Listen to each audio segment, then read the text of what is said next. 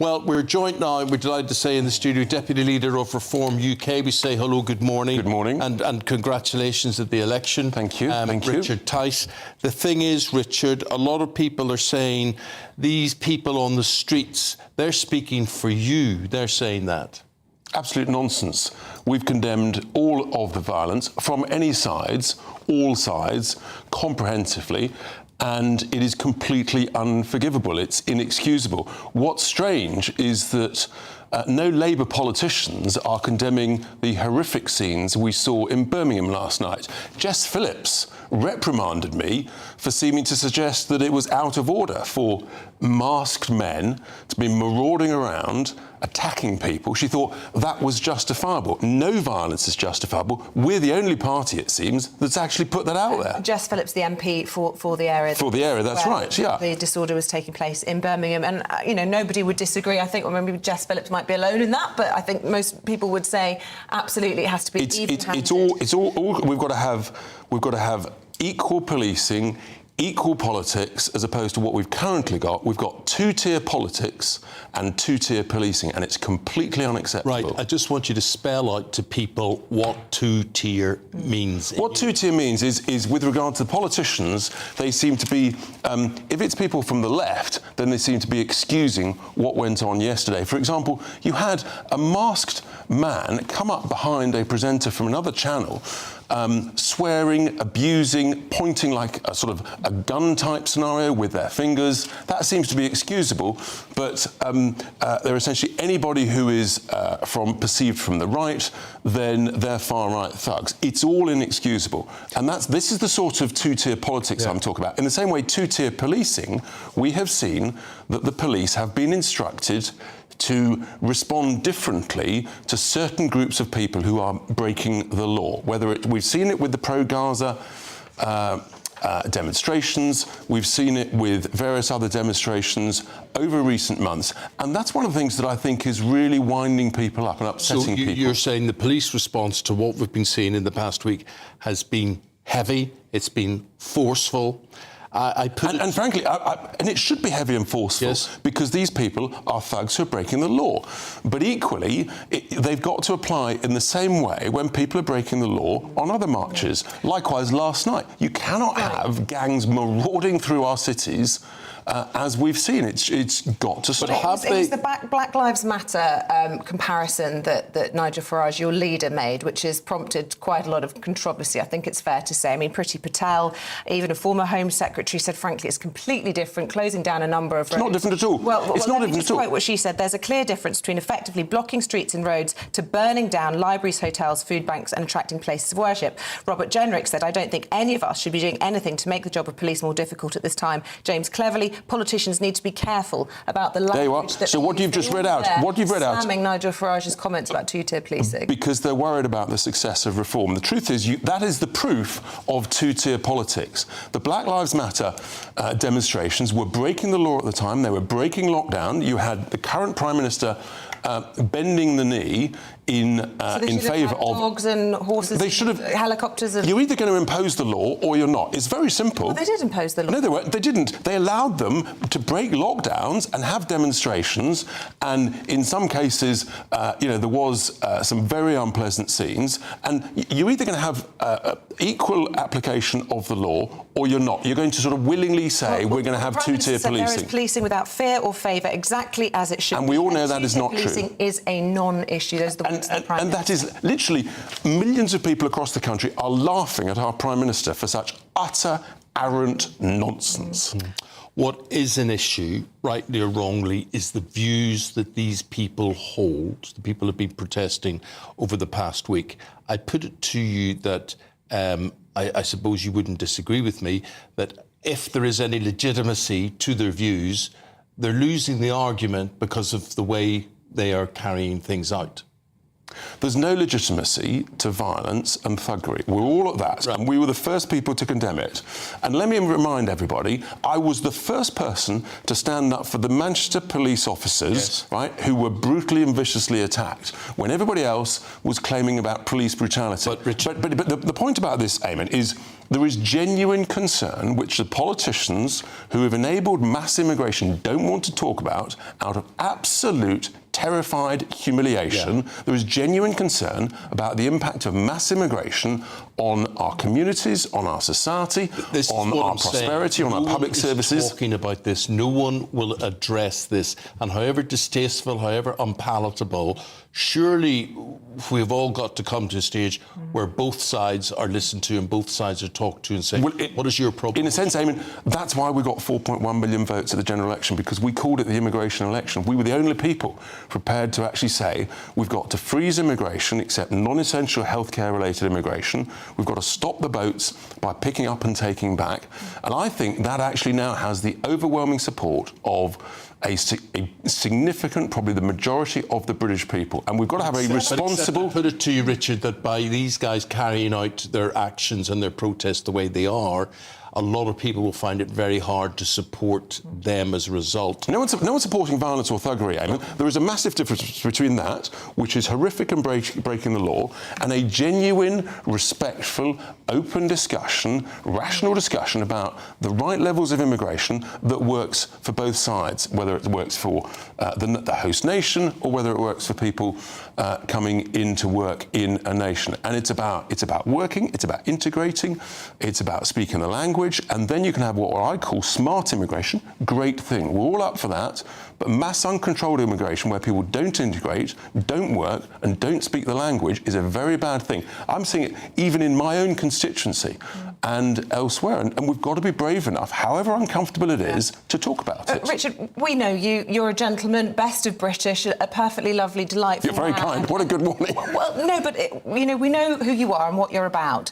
But do you, in your heart, worry about some of the language that some of your colleagues have used? So I'm talking about Lee Anderson, who had the Tory whip removed for making comments that were considered racist and Islamophobic, because there are people who say those words that he used, that the words of your party have legitimised the actions that we've seen by welcoming him into your party after he's been thrown out for racism. That's a member of Parliament. If he can say things like that, then sure enough, I can read an arson manual and plot an attack on an asylum lawyer's house. Why not? I mean, people are making that. Because what Lee said... Language matters. Language does matter, absolutely right. What Lee said, he admitted it was clumsy, but it was neither Islamophobic and it wasn't racist. And by the way, he was returned to Parliament with a significant majority this time around, because he stands up for British working people who are furious at what mainstream politicians have done.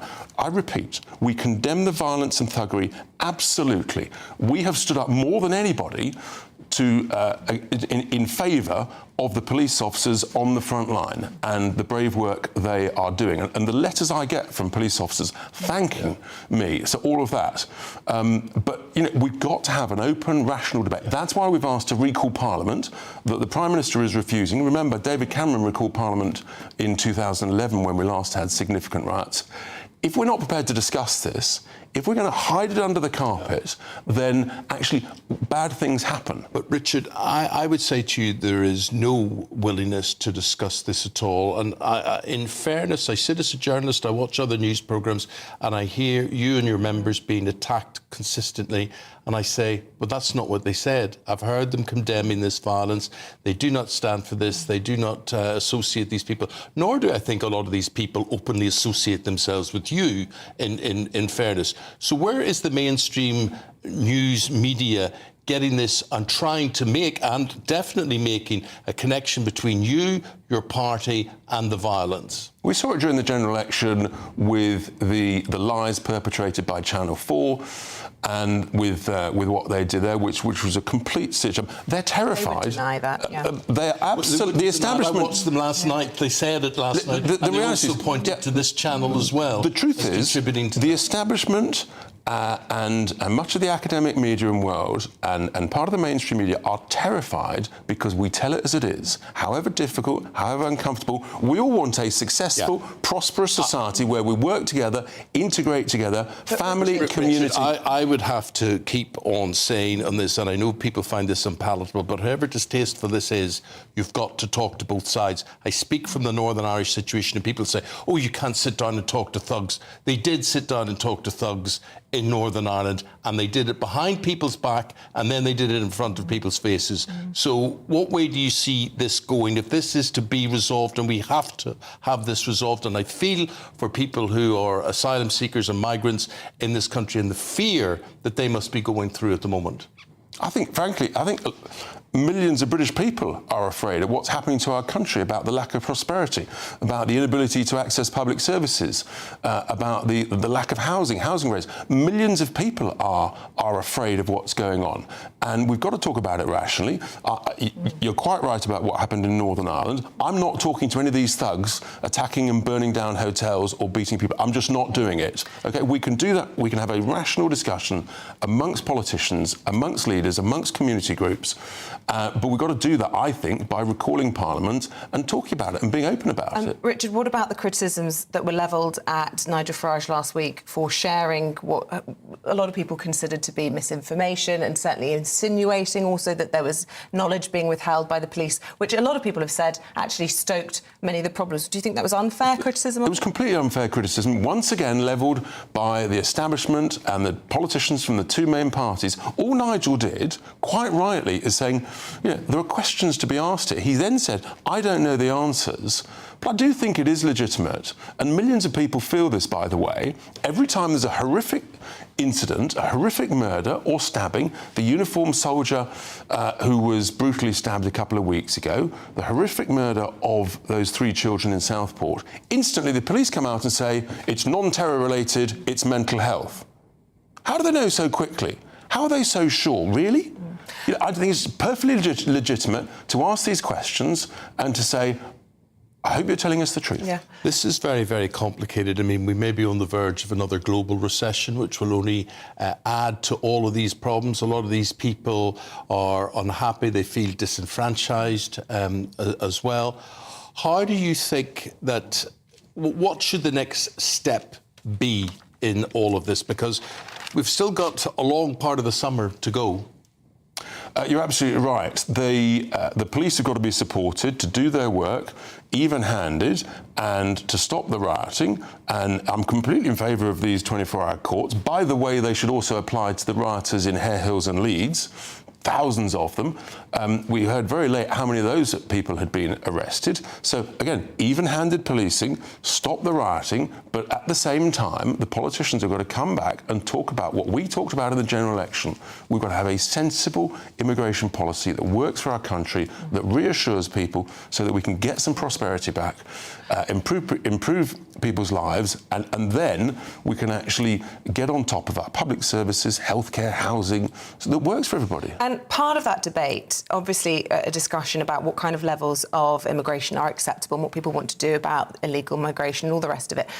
Part of the debate also has to be about how we learn to live together again. And we've had Elon Musk saying we're on the brink of civil war. We've imported this kind of divided politics into this country. What's Reform's proposals to try and help us become a more peaceful country so that we don't go down the route that Elon Musk... Well, actually, it's so important. It is vitally important. And already we're seeing some wonderful pictures in the newspapers this morning of community groups, different communities, different faiths coming together in the clear-up. And that actually... that's the right response. It starts there, but it does start with actually everybody recognising that the way for a successful society, you've got to work, you've got to integrate, and you've got to speak the language. What has been the reaction to the appointment of your new chairman? He himself, a Muslim, a big, successful businessman, Zia Youssef. There were a few comments from Reform members saying that they didn't want a Muslim chairman. How has that settled down?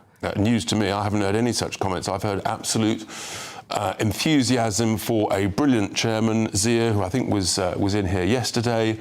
He's a fantastic chairman, and that actually is in a sense, it reinforces that we want people from all faiths, all skin colour, genders, sexuality. None of us care. We just want to get on, be successful, grow our economy, make people more prosperous, and improve the quality of life. In particular, though, it's for the lowest paid, the least well off. That's what our policies are about. Yeah, and that affects people who are Muslim or people who are not Muslim as well.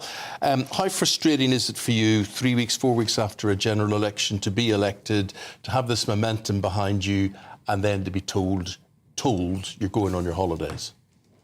Look, everybody it's right to have holidays, but when there's a crisis, Really wanting to get into work.